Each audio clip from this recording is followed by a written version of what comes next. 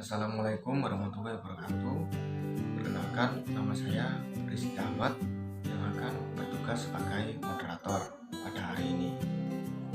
Saya akan membimbing jalannya diskusi ini.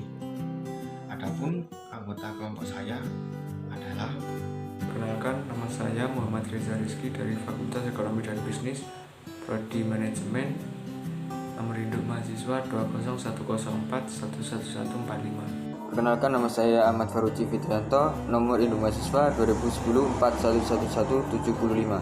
Perkenalkan, nama saya Rizky Ahmad Nurila dengan NIM 2010411172. Topik yang akan kami bahas pada hari ini adalah kewajiban menuntut ilmu, mengembangkan dan mengamalkan ilmu. Pengertian ilmu pengetahuan secara umum. Secara global, ilmu pengetahuan dapat diartikan sebagai kumpulan ilmu pengetahuan yang disusun secara metodologi dan sistem, tujuannya untuk mencapai ilmu secara universal dari segi kebenarannya dapat diverifikasi. Pengertian ilmu pengetahuan menurut beberapa ahli adalah sebagai berikut. Yang pertama, menurut Deliangie, ilmu adalah usaha manusia untuk memahami dunia dan sekelilingnya melalui 3 bidang yang meliputi bidang persoalan ilmiah dan bidang penjelasan gaib. Yang kedua, menurut Muhammad Hatta, yaitu ilmu pengetahuan menurut Muhammad Hatta adalah pengetahuan yang disusun secara teratur dan membahas tentang pekerjaan hukum umum, mempelajari sebab akibat dalam sebuah permasalahan yang muncul. Yang ketiga, menurut Sondang Siagian mengartikan ilmu pengetahuan adalah rumus, dalil, dan prinsip yang diperoleh dari percobaan, kemudian dari hasil percobaan dikemas secara sistematis dan disampaikan secara berulang kali sampai teruji kebenarannya.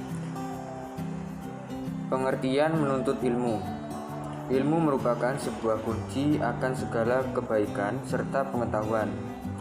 Ilmu menjadi sebuah sarana untuk bisa menjalankan apa yang menjadi perintah Allah kepada kita. Tidak akan sempurna akan keimanan serta tak sempurna pula amal kecuali dengan keutamaan sebuah ilmu. Dengan ilmu Allah disembah, dengannya juga hak Allah dijalankan, serta dengan ilmu pula agamanya disebarkan.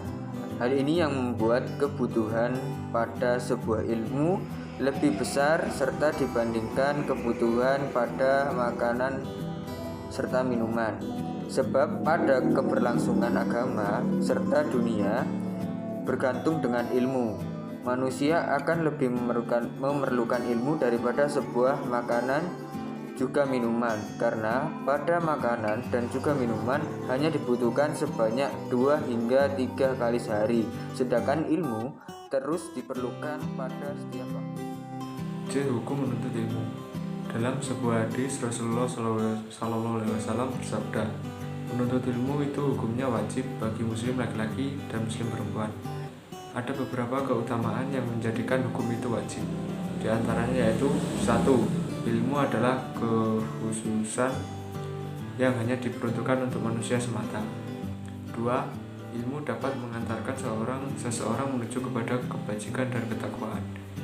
Syekh Az-Zarnuji mengatakan bahwa di antara hal yang penting dalam menuntut ilmu yang harus diperhatikan adalah filjiddi atau kesungguhan, al-muwazabah atau kesungguhan yang terus-menerus, dan al-muzalimah atau komitmen dalam menuntut ilmu. 3 sikap ini harus ada dalam diri pelajar atau orang yang belajar dan berjalan beriringan. Tidak dapat hanya salah satu saja. D. Anjuran menuntut ilmu. Dari Abu Hurairah radhiyallahu anhu, dia berkata, Rasulullah SAW bersabda, barang siapa yang menempuh jalan dalam rangka mencari ilmu, maka Allah akan memudahkan baginya jalan menuju surga.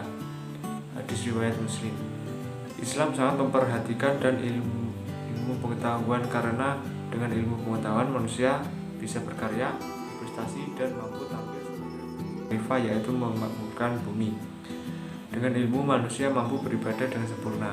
Anjuran untuk mempersiapkan bekal sebelum mati dengan amal-amal saleh, anjuran akan melaksanakan amal kebaikan, anjuran untuk mendidik anak dan mengajari mereka perkara yang fardu dan sunnah dan sebagainya. Kedudukan ulama.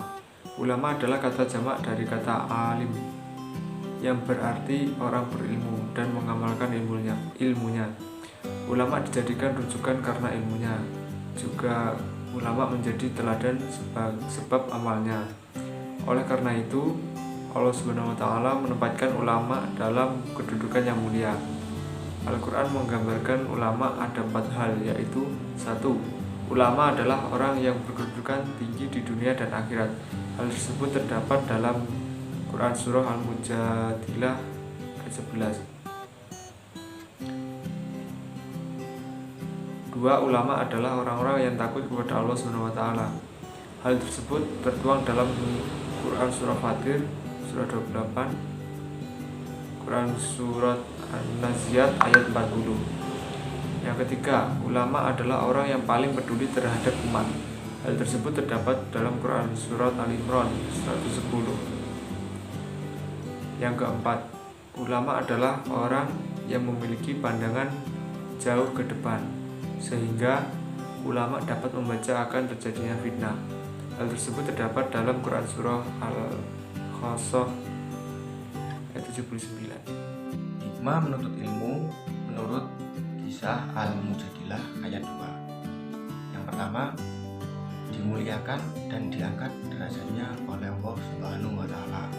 Yang kedua, ilmu dapat sebagai sarana untuk mendekatkan diri dan takut kepada Allah.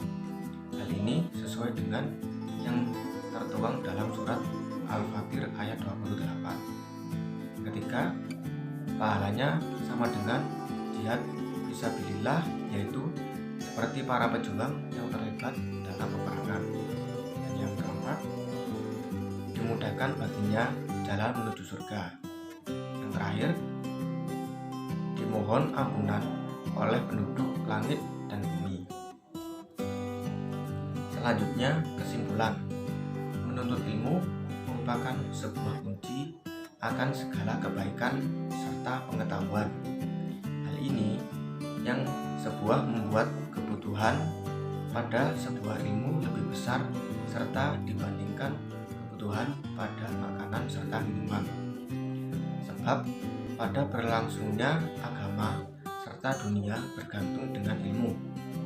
Sebagian dari antara kita mungkin bisa menganggap bahwa dalam hukum menuntut ilmu, agama hanya sekedar sunnah, yang artinya akan mendapat pahala untuk mereka yang melakukannya, serta tidak akan berdosa bagi siapa saja yang meninggalkannya. Demikian presentasi kelompok kami. Saya sebagai moderator memohon maaf atas kekurangannya dan terima kasih untuk perhatiannya. Wassalamualaikum